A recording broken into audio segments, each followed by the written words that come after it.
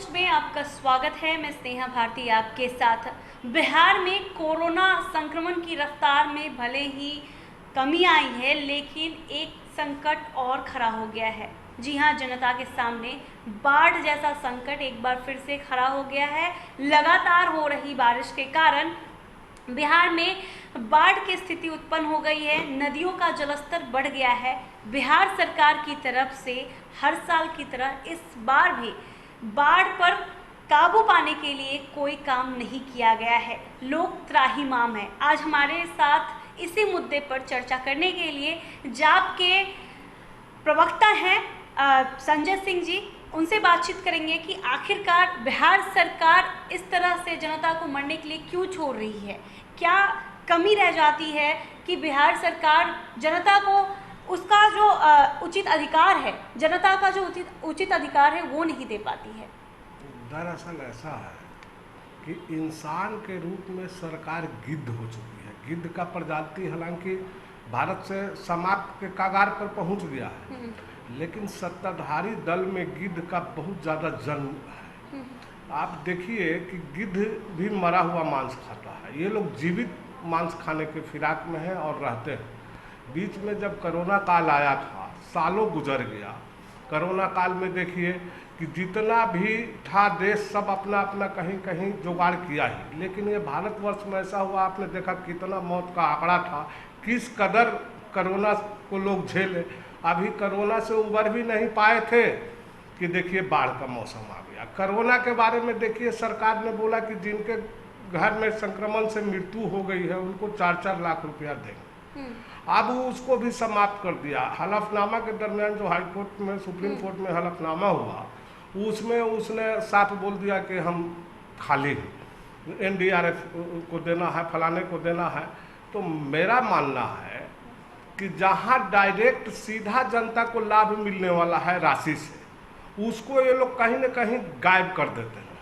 आंकड़ा छुपाने का ये सीधा ये है। आपने देखा कि जितना मृत्यु हुआ उसमें भी सरकार ने नाकिर झिकिर कर करके कभी कुछ आंकड़ा बताया, कभी कुछ आंकड़ा बताया। अब जैसे ही 4-4 लाख रुपए देने की बारी आएगी तो लोग जो घर में भी मरे हैं या रास्ता में मरे हैं, जो आंकड़ा सरकार देने में सक्षम नहीं है, वो आखिर डिमांड करेंगे। इनकी पूरा तू मैं होगी। इस ये भय से इन्होंने देखा कि इससे अच्छा है कि मैं पैसा दूं ही नहीं। जहां तक बाढ़ का सवाल है, तो बाढ़ देखिए आज कोई नया बाढ़ नहीं आ रहा है। प्रति वर्ष बिहार में आप देखते हैं कि नेपाल से बाढ़ आता है, लोग त्रस्त होते हैं, कई लोग का जान भी जाता है इसमें। तो सरकार को इसकी पुरजोर तैयारी करनी चाहिए थी, लेकिन बाढ़ से बचाव के लिए ये तैयारी नहीं कर रहे हैं। ये कहाँ किस अफसर को बैठाएं, उसमें कैसे लूट खसोट बचाएं, अपना पेट भरें, प्लस जो जिसको प्रतिनिधित्व करेंगे उसका पेट कैसे भरें, इसका प्लानिंग करते हैं। तो मैं इसीलिए बोलता हूं कि ये लोग गिद्ध का रूप धारण कर लिए। सरकार की तरफ से तो बाढ़ की समीक्षा भी की जा रही थी कि क्षेत्रों का भ्रमण किया जा रहा था। बीजेपी के प्रदेश अध्यक्ष है संजय जायसवाल, उन्होंने खुद मोतिहारी में क्षेत्रों का भ्रमण किया था कि बाढ़ से इस बार जनता बेहाल ना हो। तैयारियां की जा रही थी। क्या ये तैयारी पूरी हो पाई है सरकार की? आपको क्या लगता है जिस तरह से स्थिति उत्पन्न है? जिस प्रकार अभी तैयारी चल रही है, आपने बोला कि संजय जायसवाल जी गए। आज इतना वर्ष हो गया जदयू का, डबल इंजन के सरकार का। आप देखिए कि सबको मालूम है ये बात कि बाढ़ आना तय है। अभी तो भयानक रूप अख्तियार कर लिया है। उत्तराखंड से लेकर के आप समझिए उत्तर प्रदेश और बिहार की तो स्थिति पूछिए ही नहीं। इसका तो कोई माई बाप है ही नहीं।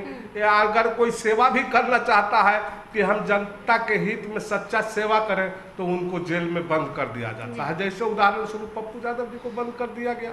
अगर कोई आवाज उठाता है सरकार के खिलाफ हक के लिए, उसको भी वही स्थिति है। महंगाई की स्थिति भी आप देख रहे हैं। पप्पू यादव जी का जिक्र किए हैं तो एक सवाल और है कि पप्पू यादव इस वक्त जेल में बंद है, और पिछले दिनों जब बाढ़ आया था तो वो लोगों की मदद करते हुए नजर आए थे। जब भी कोई संकट आती है बिहार में तो पप्पू यादव जनता की मदद करते हैं, लेकिन इस बार तो वो जेल में है। तो इस बार बाढ़ की स्थिति में जनता का मसीहा कौन बनेगा?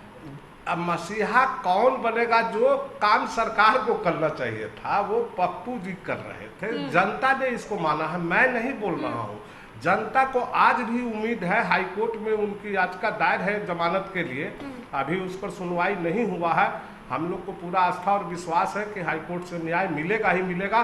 तो आज भी जनता कहीं बाढ़ से घिरा हुआ है, चाहे वैसे भी तो उनके आत्मा में यह विश्वास है कि पप्पू यादव जी अगर बाहर होते तो हमको कहीं न कहीं उनका मतलब राहत जरूर मिलता। लोग को उम्मीद है, विश्वास है।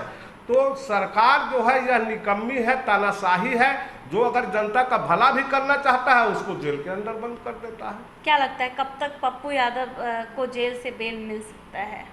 पप्पू यादव जी को ऐसे पूरी उम्मीद है कि हाईकोर्ट से जमानत मिलेगी, लेकिन सवाल यह उठता है कि अभी कुछ चंद दिनों पहले फिर एक गर्दनीबाग का वारंट भेज दिया गया।